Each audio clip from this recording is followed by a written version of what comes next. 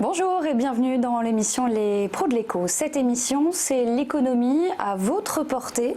Un site internet, une collection de livres et même maintenant une émission télé trimestrielle que je vous présente et qui est coproduite par l'économiste et éditeur Jean-David Haddad. Bonjour. Bonjour. Jean-David, le thème de cette émission, le thème que vous avez choisi, c'est le monde d'après. On va en parler ensemble sur ce plateau. C'est ce qui nous attend après évidemment cette pandémie, cette crise économique, les conséquences pour nous. Qu'est-ce que le monde d'après, Jean-David?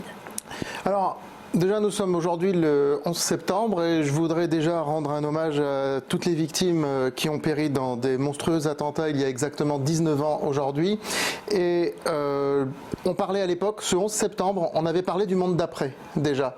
Le monde d'après, c'est le monde avec ses changements suite à une crise majeure, à un moment où il y a une rupture dans l'histoire. Ça avait été le cas avec les attentats du 11 septembre, ça a été le cas avec la crise de 2008, la faillite d'une grande banque américaine, et c'est le cas avec le Covid. On parle de monde d'après, on dit qu'il y a un monde d'avant, un monde d'après, puisque une crise majeure crée en définitive une sorte de rupture de l'histoire, et ensuite, eh bien, le monde change, les normes changent, la manière de se comporter des gens, la manière de faire, l'économie change, et c'est ce dont nous allons aussi parler aujourd'hui. Donc justement, moi j'ai écrit un essai pendant le confinement qui s'appelle Face au monde d'après, qui est publié depuis le mois de juillet, qui est en vente dans toutes les librairies en ligne, et dans lequel eh bien, j'explique comment s'adapter à ce nouveau monde qui va être forcément différent de tout ce qu'on a connu avant, même si, comme je l'explique dans le livre,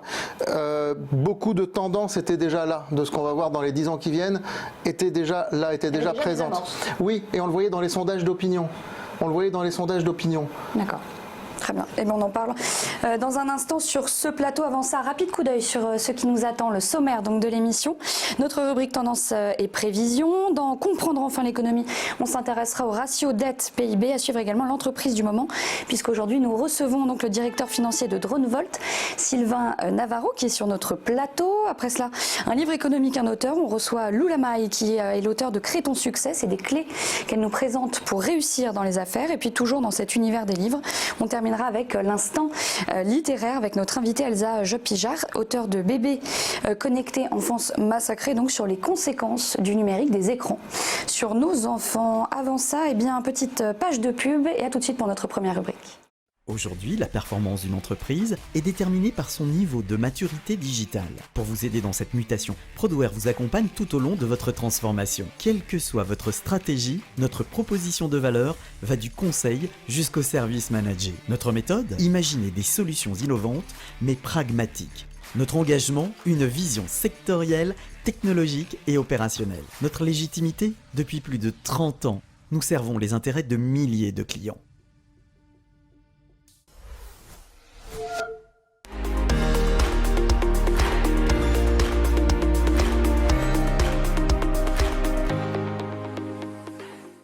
Alors cette première rubrique, donc tendance et prévision, elle s'intéresse à la crise que l'on vit tous actuellement. Quelles sont les tendances et les prévisions, si l'on peut en faire, Jean-David, que l'on peut faire actuellement? Eh bien, ce qu'on observe depuis quelques mois, c'est une baisse du tourisme en France, très forte. Or, le tourisme, c'est de mémoire 7 à 8% du PIB français, 89 millions de visiteurs par an. Là, une chute très forte, vertigineuse, qui va forcément affecter l'économie française, qui est une économie qui dépend largement du tourisme. Moi, par exemple, j'étais faire un tour de manière anecdotique au parc Disney la semaine dernière, il n'y avait personne. Le parc Disney, avec tout ce que ça génère comme économie locale et aussi comme déplacement en France, de gens qui viennent pour ce parc, ça va être une catastrophe si on continue dans cette voie. C'est pareil pour l'hôtellerie. Les hôtels, leur fréquentation ont baissé de 75% au cours du deuxième trimestre. Donc malgré le déconfinement, en fait, on n'assiste pas à une reprise de ce secteur-là. Disons que malgré le déconfinement, les transports internationaux, enfin les gens hésitent à se déplacer de manière transnationale, en tout cas beaucoup plus qu'avant. Puis il y a des restrictions, il y a beaucoup d'États qui imposent des restrictions. Ça s'est un petit peu relâché pendant l'été, mais les gens n'avaient pas la motivation suffisante pour y aller. Et puis aujourd'hui, ça se resserre encore plus et ça risque de se resserrer encore plus dans les semaines et les mois qui viennent. Ces secteurs particulièrement touchés dont vous parlez, le tourisme, les transports, est-ce que cette pandémie qui redémarre un petit peu partout dans le monde, les conséquences peuvent s'enchaîner comme ça jusqu'au printemps? Conséquences économiques. Jusqu'au printemps certainement et peut-être même au-delà parce que déjà on parle de vaccin. Est-ce que le vaccin va être trouvé ou pas? Ça c'est une question, on ne sait pas et même quand il y aura un vaccin, qu'est-ce qui va être institué? Une obligation de se vacciner ou pas? C'est compliqué de mettre ça sur pied. Comment les gens vont réagir? Le virus sera peut-être toujours là. Après, je ne suis pas épidémiologue, mais je ne sais pas combien de temps un tel virus peut rester dans la population. À partir de quel moment est-ce que la population sera collectivement immunisée? Mais tant qu'on n'arrive pas à ce stade-là, ou à un stade soit d'immunisation collective ou soit de vaccination globale, on risque d'avoir effectivement des soubresauts économiques négatifs comme ça dans les mois qui viennent et la disparition de certains secteurs. Regardez le secteur des discothèques. Oui, Ça va être quasiment rayé de la carte. À ce jour, si les discothèques devaient rouvrir, selon les dernières estimations, ce serait 80% qui ne pourraient pas réouvrir. Alors si ça doit réouvrir dans 1 an ou dans 2 ans, je pense que c'est une activité, une profession qui va disparaître comme à une autre époque les balguinguettes ont disparu. Enfin, il y a des changements d'habitude, des changements de comportement qui vont avoir lieu à cause de cette crise et des pans entiers de l'économie, de ce qu'on a connu, de ce que nous avons connu, qui va disparaître. Mais je rajoute aussi, et c'est un petit peu ce que j'explique dans mon dernier livre, Face au monde d'après, que je pense que tout est fait pour que on maintienne les gens le plus possible chez eux, parce que ce sont de formidables unités de consommation. Les gens chez eux, c'est de formidables unités de consommation qui sont contrôlables, parce qu'on essaye de plus en plus de contrôler les populations, et la technologie nous en donne les moyens, et Monsieur Navarro, directeur financier de Dronevolt, va nous en parler tout à l'heure. La technologie nous donne les moyens de contrôler les populations aujourd'hui, et nous allons de plus en plus vers ce monde où on va vouloir contrôler les populations, maintenir chez eux, et Internet permet aujourd'hui d'être un peu partout, donc on a vu beaucoup d'applications se développer pendant le confinement, des bars virtuels, des choses comme ça. Et je pense qu'il va y avoir une grosse concentration des pouvoirs économiques du net, et on le voit aujourd'hui. Regardez les titres en bourse, des titres comme Amazon ou Facebook, ils ont flambé depuis le début de l'année. Google, ça a flambé depuis le début de l'année, alors que globalement la bourse, alors que la bourse elle baisse globalement parce qu'il y a toutes ces entreprises profitent en revanche de cette crise. Donc il va y avoir, on est en train d'assister aussi dans les tendances actuelles à une véritable concentration des pouvoirs politiques d'une part, mais économique, très forte concentration des pouvoirs, avec disparition de beaucoup de petits commerces, de restaurants qui vont être achetés très probablement par des chaînes. Voilà, donc voilà un petit peu l'analyse des tendances qu'on peut faire actuellement et des prévisions qu'on peut faire. Plutôt que d'être dans le chiffre, là, j'ai souhaité être un petit peu dans le factuel, dans des tendances lourdes sur certains secteurs. Ok, merci Jean-David. À suivre notre rubrique Comprendre enfin l'économie. Restez bien avec nous, à tout de suite. Aujourd'hui, la performance d'une entreprise est déterminée par son niveau de maturité digitale. Pour vous aider dans cette mutation, Prodware vous accompagne tout au long de votre transformation. Quelle que soit votre stratégie, notre proposition de valeur va du conseil jusqu'au service managé. Notre méthode, imaginer des solutions innovantes mais pragmatiques. Notre engagement, une vision sectorielle, technologique et opérationnelle. Notre légitimité, depuis plus de 30 ans, nous servons les intérêts de milliers de clients.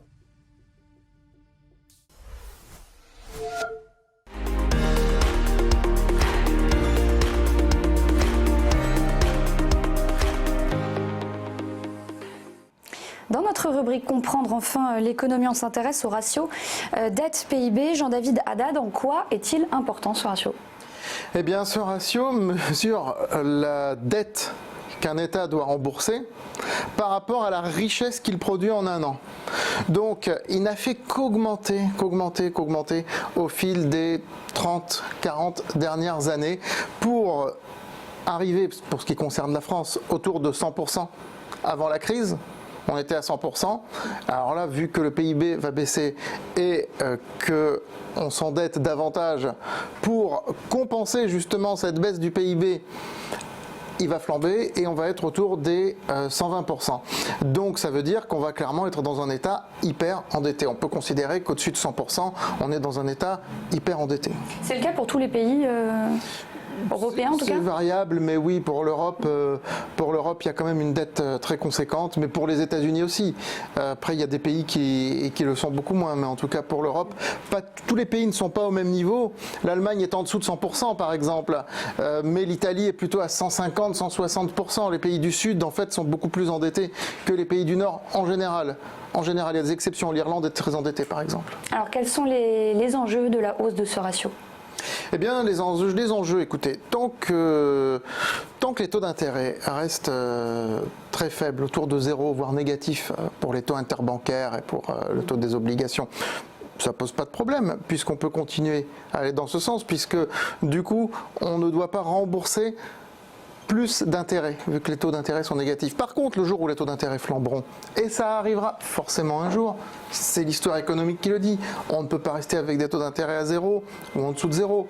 À ce moment-là, on ne pourra plus rembourser la dette. Et donc, qu'est-ce qui se passera? Je crois que personne ne le sait exactement aujourd'hui. On parle du jubilé de la dette, c'est-à-dire une annulation de la dette de la part de la Banque Centrale Européenne. On parle, c'est un vœu pieux de certains. Maintenant, est-ce que ça se fera? C'est un grand point d'interrogation, mais ce sera effectivement l'un des enjeux majeurs, je pense, de la décennie. D'ailleurs, j'en parle dans mon livre de ça. Une des fameuses questions du monde d'après. Une des fameuses questions du monde d'après, effectivement. Tout cet endettement qui s'est accumulé au fil des décennies, qui aujourd'hui, comme une sorte de bouquet final avec ce Covid, explose. Et ça va être l'un des enjeux du monde d'après, effectivement. Merci Jean-David. À suivre, focus sur l'entreprise du moment avec DroneVolt et son directeur financier, Sylvain Navarro. Il est notre invité. Aujourd'hui, la performance d'une entreprise est déterminée par son niveau de maturité digitale. Pour vous aider dans cette mutation, Prodware vous accompagne tout au long de votre transformation. Quelle que soit votre stratégie, notre proposition de valeur va du conseil jusqu'au service managé. Notre méthode, imaginer des solutions innovantes mais pragmatiques. Notre engagement, une vision sectorielle, technologique et opérationnelle. Notre légitimité, depuis plus de 30 ans, nous servons les intérêts de milliers de clients.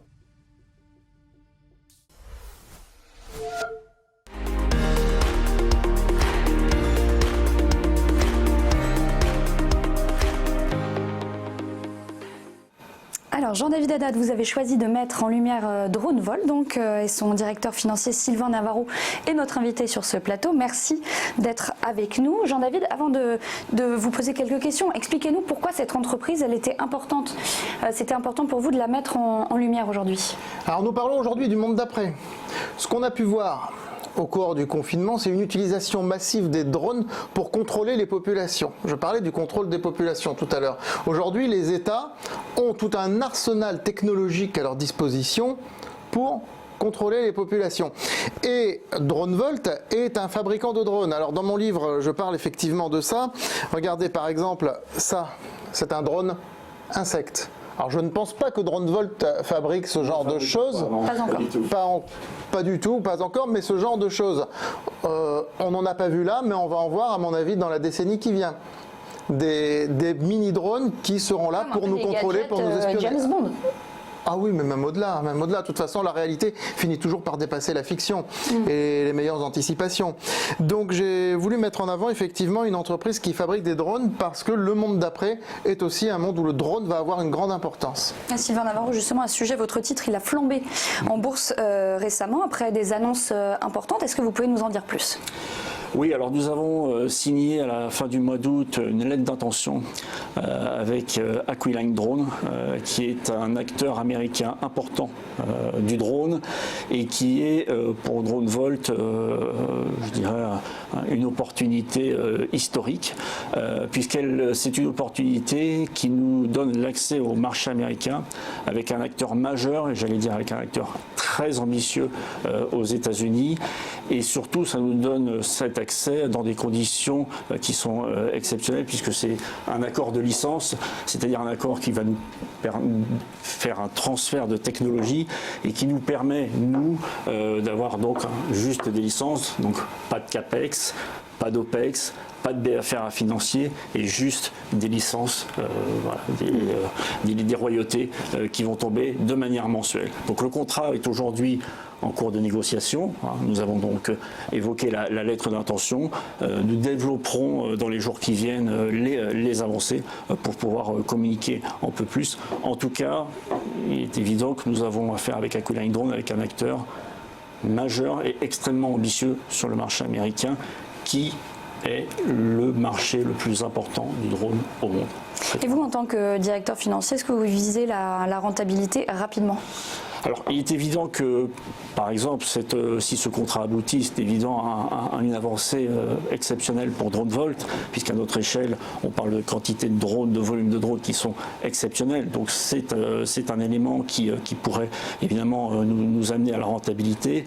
J'ajoute que DroneVolt, c'est aussi un drone qui va être industrialisé d'ici la fin de l'année, qui est lié à un accord en cours de finalisation avec Hydro-Québec, qui nous permettra de faire un drone très présent dans le secteur de l'énergie, un drone très particulier qui pourra se poser sur les lignes haute tension pour faire des analyses des câbles haute tension. C'est là encore quelque chose de totalement révolutionnaire. Et DroneVolt, c'est aussi une activité en intelligence artificielle. Nous avons beaucoup développé cette activité. Au départ, elle était très liée au drone. Elle ne l'est pas seulement aujourd'hui autour du drone. Je pense que d'ici quelques mois, nous pourrons faire quelques annonces intéressantes à ce sujet. Voilà, c'est un point important. J'ajoute, c'est le 4e pilier de DroneVolt, mais c'est que nous sommes aussi un acteur très important en France dans la formation des pilotes. Évidemment, le drone se développe et le nombre de pilotes est de plus en plus important. Jean-David l'évoquait, le monde d'après et ces drones qui sont de plus en plus utilisés par la population, c'est popularisé. Est-ce que vous avez senti un effet sur les ventes ou pas ? Alors, DroneVolt est quand même focalisé sur des drones pour des professionnels. On n'est pas du tout dans les drones, drones de loisirs, dont le marché est trusté pour l'essentiel par les Chinois et aussi par un acteur français, Parrot. Nous, on cherche vraiment à définir des applications très particulières qui ont vraiment un objectif d'aider les professionnels. Le drone, ça peut servir, je le dis, pour faire de l'inspection de lignes électriques, ça peut servir pour nettoyer les toitures, ça peut servir pour, comme l'évoquait Jean-David tout à l'heure, faire du contrôle de population. Il y a vraiment énormément d'applications qui peuvent se jouer avec un drone. Nous nous focalisons sur le drone civil professionnel. Alors justement, excusez-moi Clotilde, est-ce que justement le contrôle de population, vous y avez participé avec DroneVolt? Non, c'est pas tout à fait dans l'ADN de DroneVolt de cibler ce type d'application. Néanmoins, il est évident que ce que nous développons en termes d'intelligence artificielle, effectivement, pourrait arriver sur ces domaines problématiques-là, par exemple les problématiques d'analyse de comportement des foules, l'analyse de comportement routier, par exemple, c'est des choses qui sont tout à fait envisageables avec l'intelligence artificielle. Pas forcément d'ailleurs connectée à un drone, l'intelligence artificielle en général. Nous avons beaucoup de demandes en ce sens en ce moment. Mais ce sont surtout les drones de grandes entreprises comme Thales dont l'État s'est servi pour le contrôle des populations. Ici, et pas que ici, en Espagne, en Italie, avec les drones qui vont sur la plage, qui interpellent la population. Aujourd'hui encore, en disant « vous ne portez pas de masque, veuillez mettre votre masque ». Ça, c'est... Tout à fait. Alors, ce ne sont pas des drones qui nécessitent une très haute technologie. Vous avez un drone avec un haut-parleur en dessous. Vous pouvez très bien faire ça avec un drone bas de gamme, les drones de loisirs. Donc là, il n'y a pas forcément une technologie énorme. Là, vous pouvez avoir de la technologie, c'est dès lors que vous faites de l'analyse d'image et de l'analyse de comportement, ce qui suppose effectivement derrière une approche logicielle sophistiquée. Les drones que vous faites sont beaucoup plus utilisateurs de l'intelligence artificielle en fait. Beaucoup, de plus en plus. C'est ce qui distingue un drone, j'allais dire un drone lambda d'un drone effectivement qui peut avoir des applications beaucoup plus fortes, effectivement. Merci beaucoup Sylvain Navarro d'avoir répondu à nos questions. Les pros de l'éco continuent dans un instant pour parler d'un livre économique avec son auteur, c'est à suivre. Aujourd'hui, la performance d'une entreprise est déterminée par son niveau de maturité digitale. Pour vous aider dans cette mutation, Prodware vous accompagne tout au long de votre transformation. Quelle que soit votre stratégie, notre proposition de valeur va du conseil jusqu'au service managé. Notre méthode, imaginer des solutions innovantes mais pragmatiques. Notre engagement, une vision sectorielle, technologique et opérationnelle. Notre légitimité, depuis plus de 30 ans, nous servons les intérêts de milliers de clients.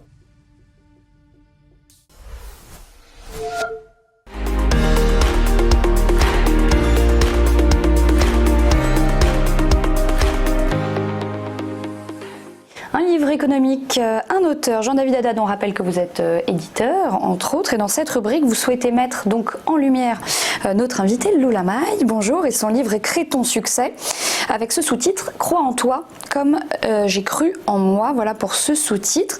Alors pourquoi avoir cru justement Jean-David en Lula May ?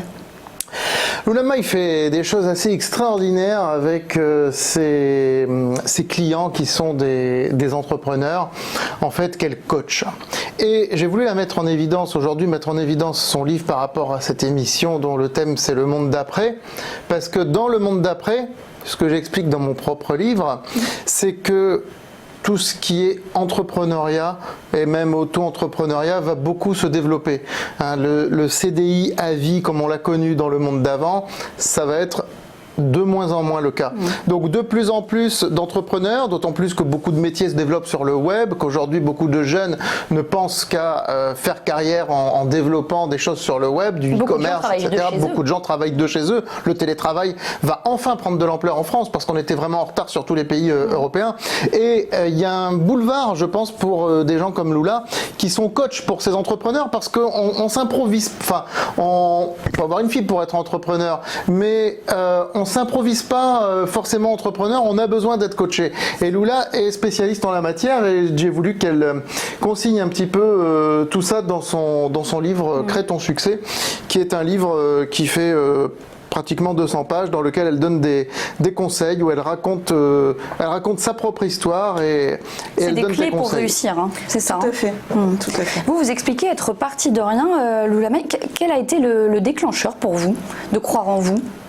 Alors, je pense que c'est vraiment quelque chose qui prend racine finalement dans mon éducation. Faut savoir qu'effectivement mes parents étaient à leur compte. Donc moi j'ai grandi avec une maman célibataire mais qui était à son compte. Mes grands-parents étaient à leur compte également. Et c'est vrai que j'ai eu la chance finalement qu'on me transmette cette conviction et cette foi finalement en moi-même.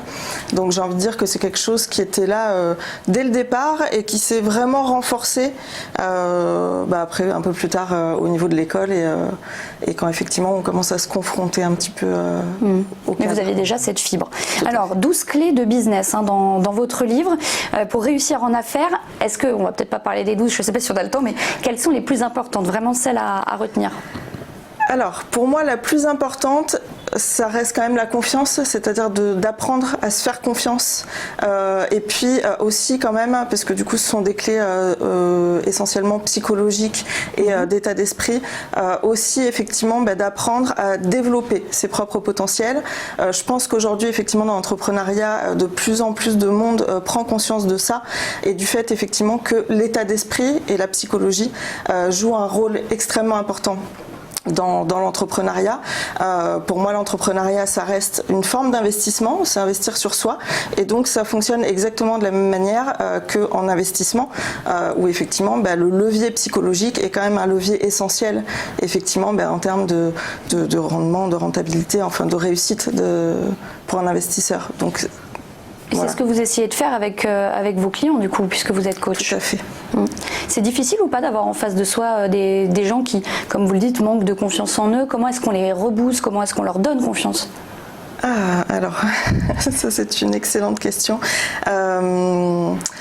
comment on les rebooste? Alors en fait, coach, ça reste une étiquette. C'est vrai que finalement le travail que je fais est assez particulier et peut-être pas dans le coaching classique, dans le sens où je travaille plutôt avec l'inconscient, en fin de compte, des personnes. Comme en psychanalyse.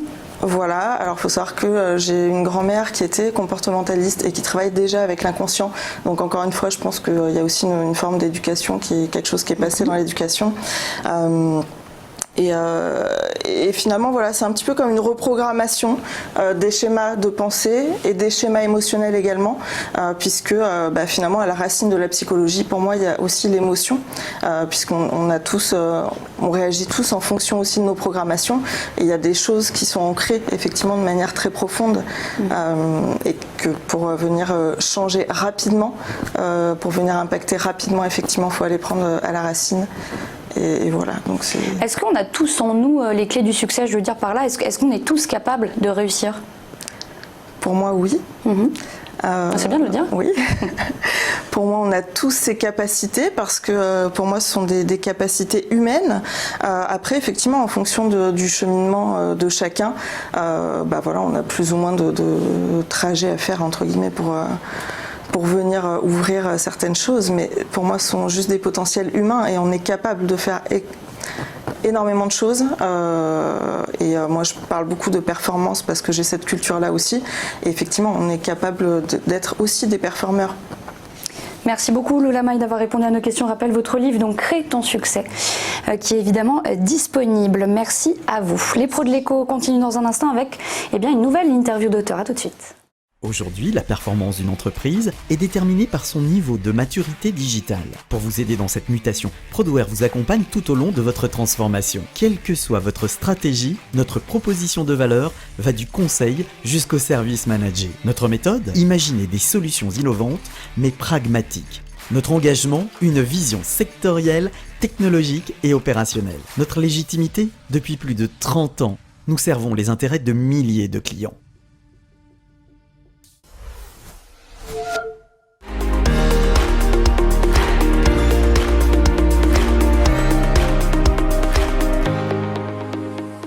Merci d'être avec nous dans les pros de l'écho. On continue à mettre en avant des auteurs, à mettre en avant des livres, mais cette fois, on ne parle pas d'ouvrages sur l'économie à proprement parler. Avec vous, Elsa Job-Pijard, bonjour. Vous signez un ouvrage intitulé Bébés connectés, enfance massacrée, qui dénonce donc les effets du numérique, du virtuel sur les enfants et puis les familles en général. Et le thème vous a intéressé, Jean-David, tout particulièrement. Oui, alors ce livre, donc Bébés connectés, enfance massacrée, dans la collection Uppercut. Uppercut, c'est percutant, donc c'est une collection de pamphlets. Et puis j'ai voulu ce nom de collection aussi parce que c'est un petit clin d'œil à mon passé de boxeur. Collection dirigée par Johan Laurent Rouault, dans laquelle nous avons publié il y a quelques mois le docteur Herbstein avec son pamphlet qui a eu un très beau succès, Je ne pouvais pas les laisser mourir. Et c'est d'ailleurs le docteur Herbstein qui travaille avec Elsa et qui nous l'a présenté pour écrire ce livre Bébés connectés, enfance massacrée. Alors le mot il est fort, hein. On l'a dit à la fois Jean-David et moi, massacrer, le mot est quand même assez fort. C'est pour interpeller, c'est pour alerter? Oui, je crois que là c'est un cri d'alerte, parce que donc moi ma spécialité n'est effectivement pas du tout l'économie, mais je viens du terrain, je rencontre tous les jours des enfants et des familles depuis plus de 25 ans et je pousse effectivement un cri d'alerte sur l'état des enfants aujourd'hui, sur la perte de langage, sur la perte de sens et puis plus largement ce livre pour parler de l'enfance, c'est-à-dire je ne parle même pas d'une génération, mais de ce qui est le propre de l'enfance, l'imagination, la créativité, etc. Et puis la transmission de la langue. Et tout ça, les écrans, le virtuel, ça ne le permet pas, ça le bloque? Comment ça agit en fait? Alors, c'est un peu difficile d'expliquer ça en 2 mots, mais je vais essayer. Ce qui se passe, moi j'ai beaucoup parlé des bébés parce que vous savez, je pense qu'il va falloir faire attention à notre condition d'humain. Nous avons des cerveaux humains qui apprennent d'un autre humain. Or là, aujourd'hui, moi je suis du côté des parents, si vous voulez, les parents sont dans cette société-là aujourd'hui. Mais, vous voyez par exemple, on regarde en moyenne 2400 fois son téléphone dans la journée. Eh bien, si on a un bébé à ses côtés dont le cerveau n'est pas encore construit, eh bien, à chaque fois que le regard de la maman ou du papa est perdu pour cet enfant, il se passe ce qu'on appelle des micro-ruptures de la communication. Et les micro-ruptures, eh bien, au bout d'un moment, ça devient des gros traumatismes. Vous voyez, l'ambiance... Ça passe par le langage et aussi par les yeux. Oui, bien sûr. Là, je parle des tout premiers moments. Hein, et puis plus tard, ça va être la disponibilité qu'on a pour son enfant. Hein, ça s'appelle... Là, vraiment, le problème qu'on a aujourd'hui, ce sont des parents qu'on pourrait dire absents-présents, qui sont là mais pas là. Et on l'a tous vécu. Hein, vraiment, je m'implique, je m'inclus, si vous voulez. C'est une question sociétale et je crois qu'il faut qu'on réfléchisse à ça aujourd'hui. Mais... nous-mêmes, notre génération, nous avons quand même été élevés, alors il n'y avait pas tout ce qu'il y a aujourd'hui, il n'y avait pas les smartphones, il n'y avait pas, mais nous avons quand même été élevés devant la télé, devant le début des jeux vidéo, et pourtant nous arrivons à avoir une vie sociale normale, enfin voilà. Jean-David, ça n'a rien de comparable. Je vous assure vous trouvez que l'exposition supplémentaire qui est faite aujourd'hui... La captologie n'existait pas. C'est quoi la captologie? La captologie, c'est une science issue de la psychologie et de la neurologie, on va dire, qui vise à capter l'attention des gens. Les contenus aujourd'hui sont faits pour ça. C'est du coup très difficile d'y échapper par sa propre volonté et d'y arriver tout seul. Quand vous étiez petit, vous n'êtes pas, et vos enfants non plus, je crois, sortis de la maternité avec un smartphone dans le berceau qui racontait des comptines.